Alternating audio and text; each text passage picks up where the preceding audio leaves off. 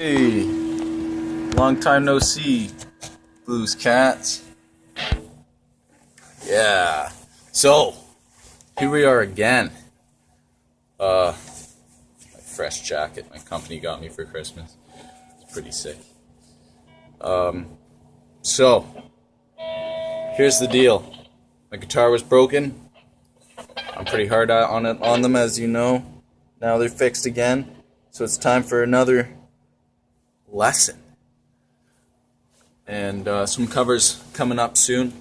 I'm going to do a little Texas flood cover one of these days, and this lesson is going to teach you some excellent things for playing that song.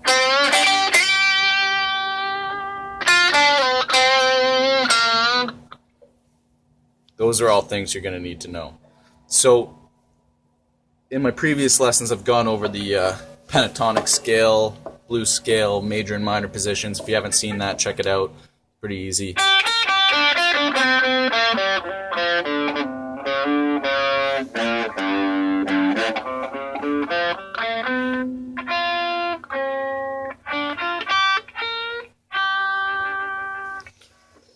And bending those notes, really helps out in freestyling your own blues. So, that's the goal here. We want to be able to go online, search up a jam in the key of G or A or whatever, and be able to play along and make your own songs.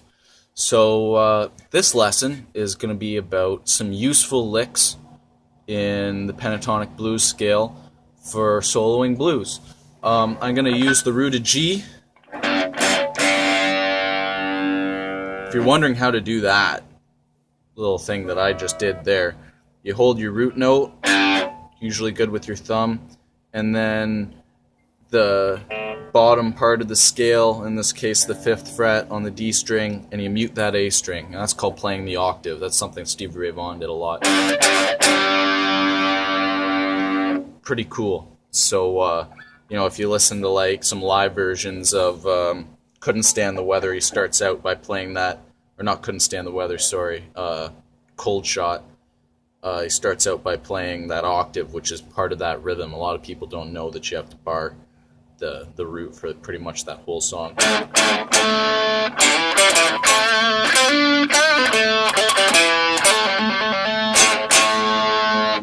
Does a lot of stuff like that.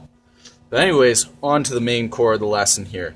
This is the main trick that I'm going to teach you today, and every blues player should know how to do this. And it goes like this.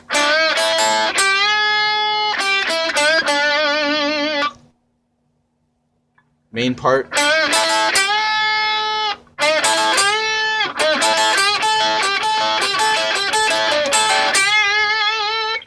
So what you're going to do is in the key of G, that was in A. Okay, I'll keep it in A because I was just playing there. Make it simple. You're going to take this note right here in the pentatonic scale. It's always going to be on your G string. It's going to be the lower of the two notes. In this case, it's going to be on the 7th fret in key of A, locked at the 5th fret. If you forget your keys, go back and watch my video, How to Play the Blues. I go through all the keys on the neck. I don't have time to do it in every video. So you're going to start by bending that note on the G string.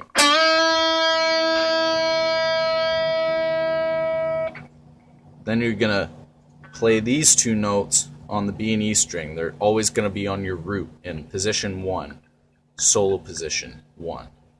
Alright? So in this case, they'll both be the 5th fret. So your B. Alright? So it's going to go.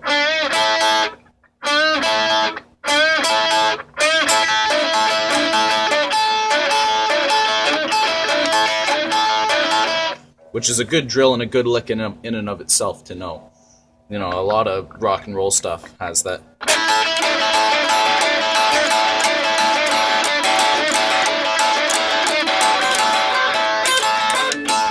Anyways, so then what you're going to come do is after those two moves, you're going to bend the B string, in this case at the 8th fret.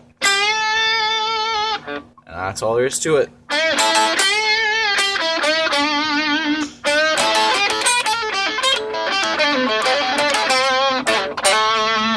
And that'll lead into a whole bunch of other stuff that I'll expand in a series of videos called Useful Blues Licks.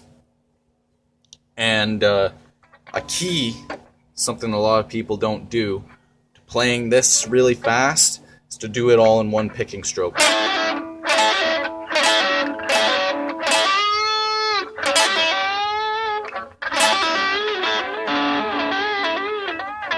Right? So you just kind of bring your picking stroke that with like a hammer on.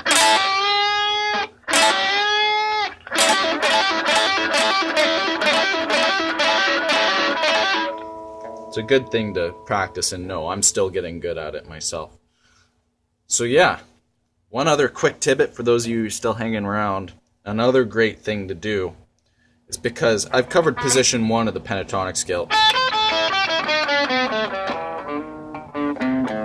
but what I haven't covered is position 2. And the key thing for blues, I won't go through the whole position 2, I'll have a different video for that. But where that scale ends, the bottom part of that scale, is going to be the top of position 2.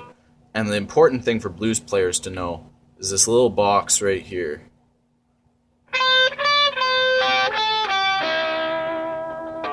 It's just, in this case, in the key of A, it's going to be 8, 10, 8, 10, 9 on the G. And all those notes fit into the next box position. But a great thing to know is if you bend those, that's what a lot of blues players do, is bend these notes.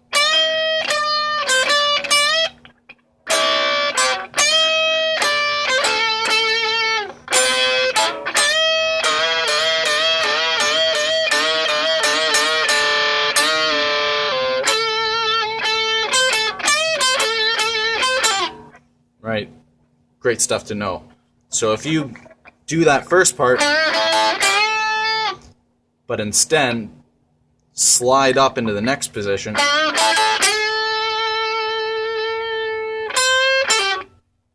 right? It's a great way to get from position 1 to position 2. That's why I was talking about Stevie Ray Vaughan's Texas Flood. He does that a lot in that song.